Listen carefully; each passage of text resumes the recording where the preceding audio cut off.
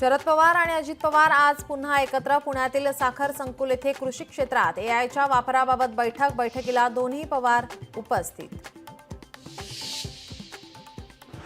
युतीबाबत ठाकरे बंधूंचे सकारात्मक संकेत म्हणजे महाराष्ट्राच्या लोकभावनेची फुंकलेली तुतारी। अनेकांना आनंद झाला तसे अनेक जण पोटदुखीने बेजार। सामनाच्या अग्रलेखातून सत्ताधाऱ्यांवर हल्लाबोल। पुण्यातील ईश्वरी भिसे मृत्यू प्रकरणी सरकार प्रत्येक अहवालानुसार कारवाई करणार सूत्रांची माहिती। डॉक्टर घैसास आणि दीनानाथ मंगेशकर रुग्णालयावर कारवाईची टांगती तलवार।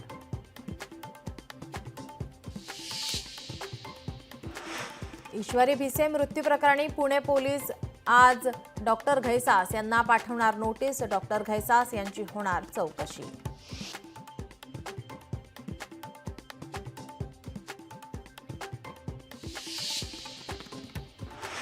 अश्विनी बिद्रे हत्या प्रकरणाचा आज निकाल। न्यायालय मुख्य आरोपी अभय कुरुंदकर सह तिघांना सुनावणार शिक्षा। आरोपींना फाशीची शिक्षा व्हावी, बिद्रेंच्या मुलीची मागणी। बडतर्फ अधिकारी रणजित कासलेला आज कोर्टात हजर करणार। अॅट्रॉसिटी कायद्यान्वये दाखल असलेल्या गुन्ह्याप्रकरणी सुनावणी। जामीन मिळणार का याकडे लक्ष। नाशिकच्या काठेगल्लीतील धार्मिक स्थळ अतिक्रमण प्रकरण। सातपीर दर्गा ट्रस्टीच्या याचिकेवर आज सुप्रीम कोर्टात सुनावणी।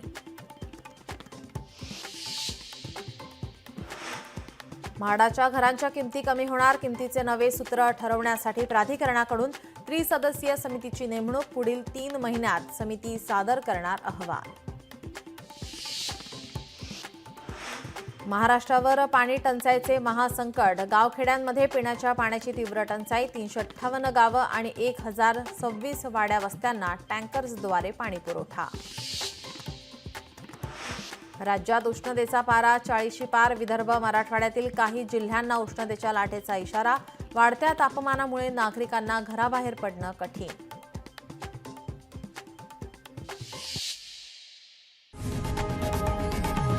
लोकशाही मराठी ऐका, पहा, जागरूक रहा।